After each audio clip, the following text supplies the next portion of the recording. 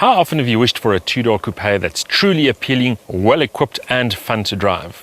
Well, it seems like somebody's been reading our wish list. Let me introduce you to one of the most surprising cars of the year thus far, and it wears a Kia badge. The worst part of the Kia Cerato Koup is the name. Coupe with a K looks tacky and sounds Yankee, but don't let it get in the way of enjoying what seems set to be yet another great offering from the Korean automaker. Not that long ago, Kia was the less fancied sibling of the more established Hyundai brand, and it's also true that the two marques share parts bins and platforms, but that's where it ends. Kia is fast cementing its own identity and design language, and the Coupe is a particularly expressive case in point. In all fairness, there's nothing particularly innovative about the Kia Coupe's design, but it does have an angular, chunky, muscular look with a long prowling nose, blistered wheel arches and a short, high deck. Most of all, this is a car that does attract attention. In fact, the design has a strong muscle car flavour, thanks to the snarl of the front grille, the gaping lower air intake, the resolute stare of the large headlight clusters, and the emphasised contour of the waistline. The combination of red paint and black grille expresses a certain menace, while the deep front air dam includes recessed fog lamps. The wheels are darker hued spoked alloys, which further emphasise the coupe's dynamic aspirations.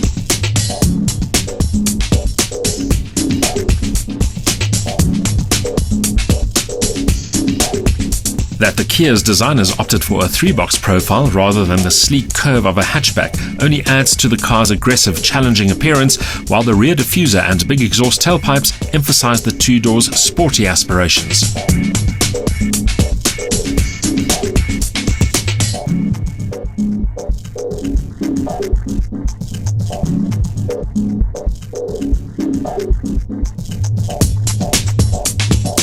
Bottom line, it's an attractive car with original lines that suggest a more exotic identity.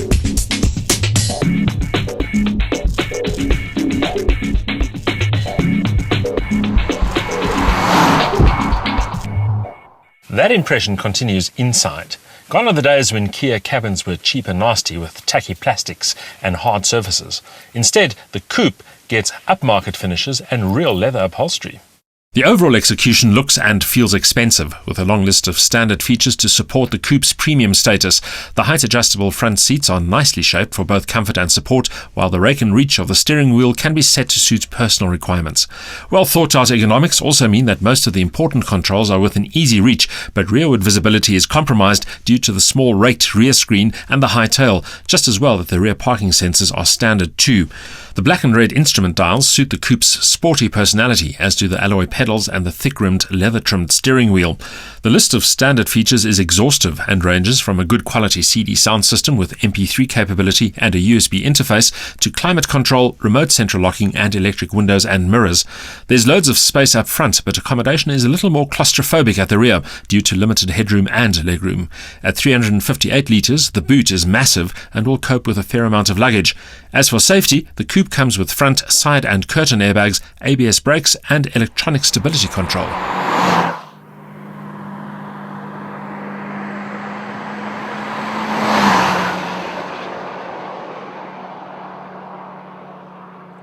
The aggressive styling of the Kia creates high expectations as far as power output and torque are concerned, but the reality is more pony than stallion. Maximum power here, 115 kilowatts, maximum torque, 194 Newton meters. That's not enough to endow the Kia with tar-burning performance, but it is sufficient to provide eager get-up-and-go and competent highway cruising. The 5-speed manual gearbox offers well-chosen ratios, but the gearshift action is long and ponderous, and when combined with a snatchy clutch, demands careful, resolute cog swaps. That's a pity because the engine revs willingly enough and would benefit from a quicker gearbox. The wide gaps between the gear ratios tends to blunt the performance of the car, and while Kia doesn't tell us how heavy this car is, I do sense that is also a factor in terms of understating how fast you're actually going. So, 0 to 100 time in the mid-11 second bracket at altitude, top speed just over 190 kilometers an hour. The coupe offers decent road manners with a strong tendency to understeer if you push it too hard into a corner. Coming off the loud pedal in mid-corner helps to tighten the line though, while the steering is direct enough but lacks outright feedback. The suspension layout is a classic combo of front McPherson struts and a torsion beam rear axle, with roll bars at each end adding further control.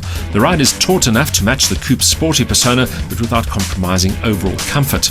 In short, the Koup is sporty and comfortable. I've left one of the Kia Koup's most attractive attributes for last. Despite its high spec levels, its great road manners, its decent performance and its full house safety features, this car only costs just under 210,000 Rand. Add the 5-year 100,000 kilometer warranty and the 4-year 90,000 kilometer service plan and you get a whole lot of car for not that much money.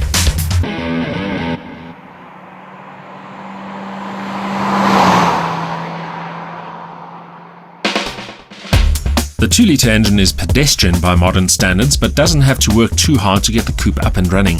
Performance is adequate, but the value factor is very strong indeed. Add the sculpted muscular styling, solid build quality and a long features list, and the Koup looks set for strong sales.